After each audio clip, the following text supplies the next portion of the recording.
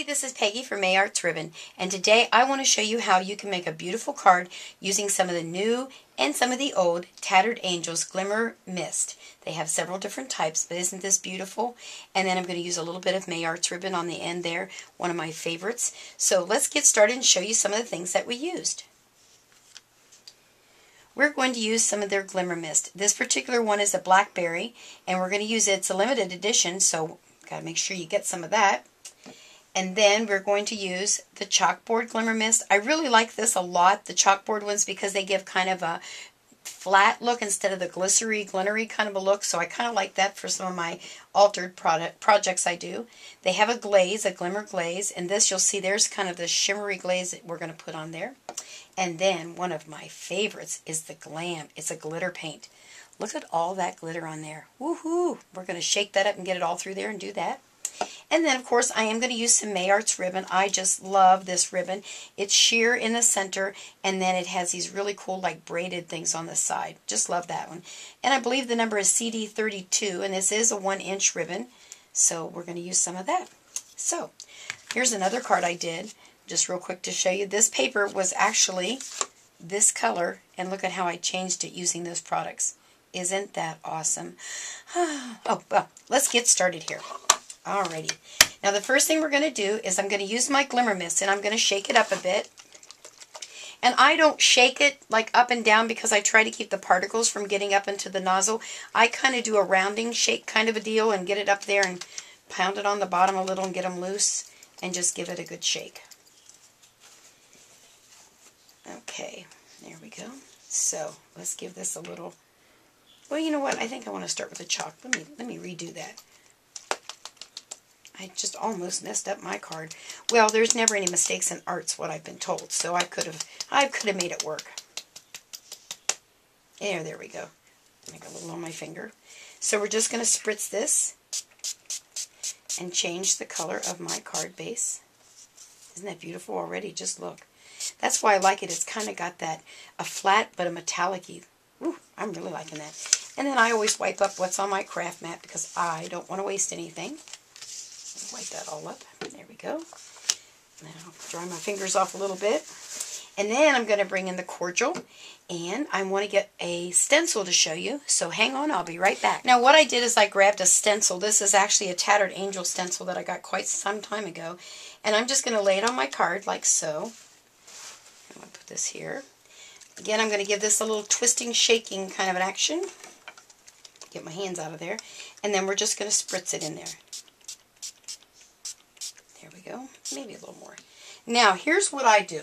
I don't want to waste all that Glimmer Mist that's on top of there, so I have a paper towel handy, and I lay it down, and then I run my brayer over top to soak up all of that excess Glimmer Mist. Because I do a lot of altered projects, and I like to use paper towels and a lot of recycled products, so this will just be a perfect add. So see there, it's not wasted, plus it's a design. Oh, I have lots of ideas I can use that for. Now let me move the stencil and get up the rest of this. Here we go. And look at that, the beginning. Shoo-hoo! See how that stencil's just, I mean, that's just perfect.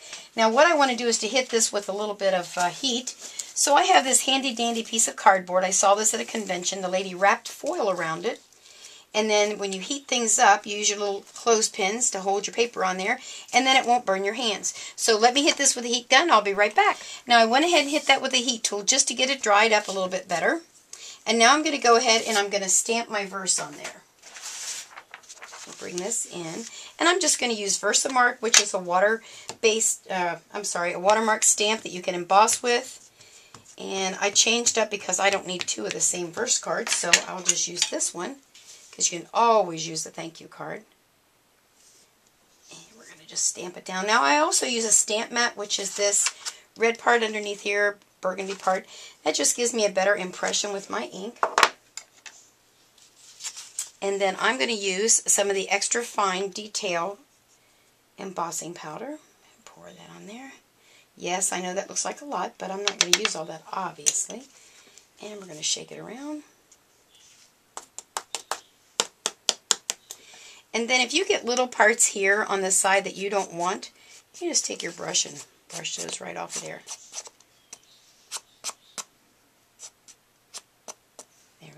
lay that aside. Now I'm going to use my piece of scratch paper here, and I'm just going to put all that excess embossing powder back. This little jar of embossing powder will last you a lifetime. It just goes and goes and goes, kind of like the Ever Ready Bunny, I think. All right, there's that. Now let's bring back in our little heating tool accessory.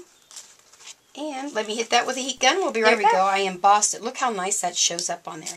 Now I'm just going to simply take that off, and we've got a few more little things we're going to do. Put this over here. Now I want to bring in, some of this really awesome glaze glitter. I'm sorry, glam glitter paint. Glaze, that's the next one. And again, remember it has all of that little glitter on the bottom, so you have really got to shake this guy up and get that glitter going.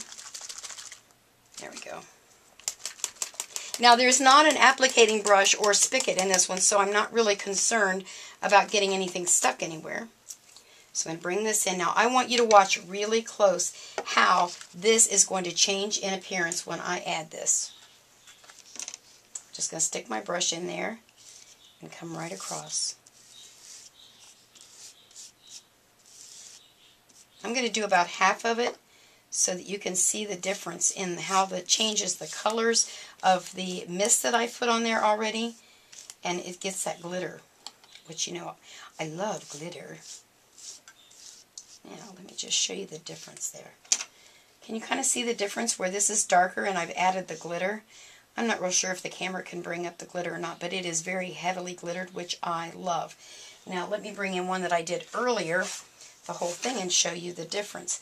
This is the same technique. I got a little heavy on the purple, well, no, blackberry color, but look how beautiful that is. And this also has the glaze in there that gives you the glitter. Now, I would let this dry a little bit, and I could heat it with the heat gun. Oh, I don't want to waste that glitter. Let me put that off there. There we go. So let me close this up so I don't knock it over, because we don't want to waste any of that awesome glitter. And then what I want to do is to come in just on the areas that were not hit with the glimmer mist because of the stencil, and I just want to add a little bit of this glaze to it just to show you the difference of how it would look, because you could do it with the glitter, without the glitter. So I'm just going to bring this in, and this gives you a nice glaze, and it actually totally changes the color as well. So there you go. Yeah, that looks really cool. Gives it some different dimension, and I'm all about dimension on my cards and on my projects that I do, especially when I'm doing the mixed media type things. I like to have different textures. Just adds so much.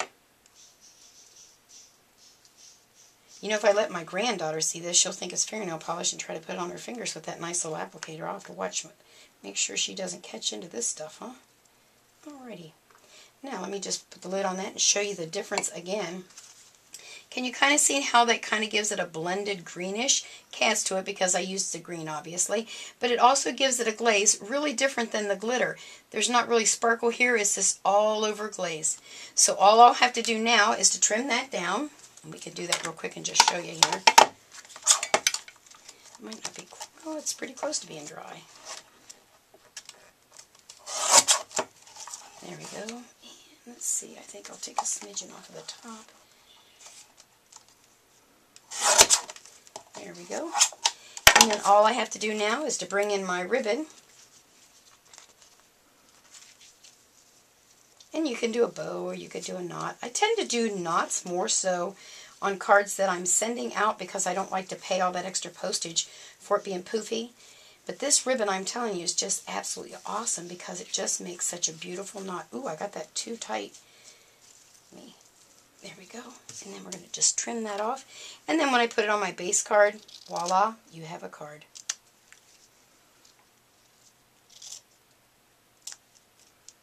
There we go. So there you are. Is that like too stinking cool or what? Let me bring back in my two cards and just show you one more time. Look at even the difference. Now this will dry a little bit different. Obviously when it dries it'll be a shade different. But look at that. Too cool. So there are my two cards.